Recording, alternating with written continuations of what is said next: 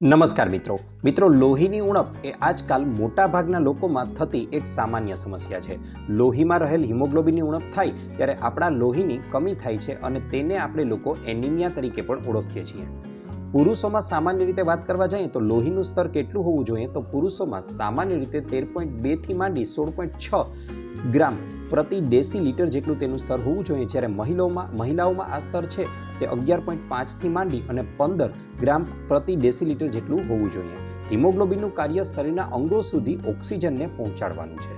સાથે સાથે મિત્રો વાત કરવા જઈએ તો જ્યારે શરીરમાં હિમોગ્લોબિન ઘટી જાય છે ત્યારે આપણા શરીરના તમામ અંગો સુધી યોગ્ય રીતે ઓક્સિજન પહોંચી શકતું નથી અને તેના પરિણામ સ્વરૂપે વાત કરવા જઈએ તો માથાનો દુખાવો છે, શ્વાસ ચડવો છે, ગભરામણ છે, ચીડિયાપણું છે, ચક્કર આવવા છે, એકાગ્રતાનો અભાવ ઉપરાંત વાત કરવા જઈએ તો ઘણીવાર કોઈ જગ્યાએ લાગે તો લોહી ગંઠાવાની પ્રક્રિયા છે તે યોગ્ય રીતે થતી નથી। તેને આપણે લોકો એનિમિયા જેવી સમસ્યા કહીએ છીએ, જે હમણાં જણાવ્યું। સાથે સાથે તે આપણા હૃદય અને કિડની માટે પણ નુકસાનકારક છે।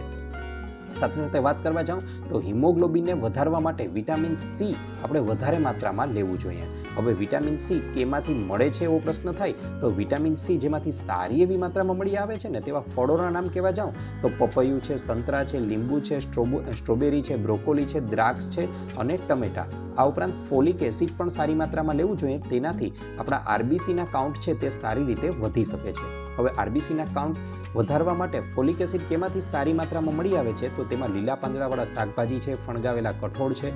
ઉપરાંત વાત કરવા જઈએ તો ઘઉં છે, અનાજ છે, કેળા છે, તેમાંથી સારી એવી માત્રામાં ફોલિક એસિડ મળી આવે છે। ઉપરાંત વાત કરવા જઈએ તો આપણે લોકોએ બીટ છે તેનું પણ સારી માત્રામાં સેવન કરવું જોઈએ, તેનાથી પણ હિમોગ્લોબિનનું લેવલ છે તે આપણે ઘણું ખરું વધારી શકાય છે। દાડમ છે તેને પણ આપણા હિમોગ્લોબિનનું સ્તર વધારવા માટે અને શરીરમાં લોહી વધારવા માટે શ્રેષ્ઠ માનવામાં આવ્યું છે। ઉપરાંત વાત કરવા જાઉં મિત્રો તો ગાજર અને પાલકનું પણ તેની ઋતુ અનુસાર નિયમિત રીતે સેવન કરવાથી ઘણો ખરો તેમાં ફાયદો ચોક્કસથી થાય છે।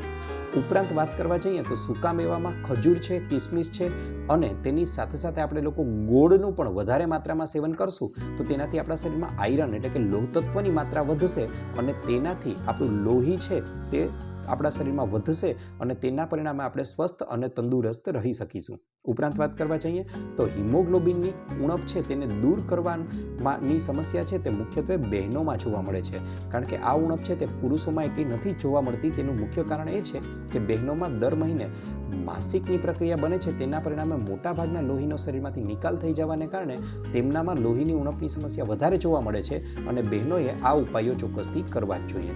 વિડીયો ગમ્યો હોય તો લાઇક કરજો, ચેનલને સબસ્ક્રાઇબ કરજો આવા અન્ય વિડીયો મેળવવા માટે। આપનો ખૂબ ખૂબ આભાર।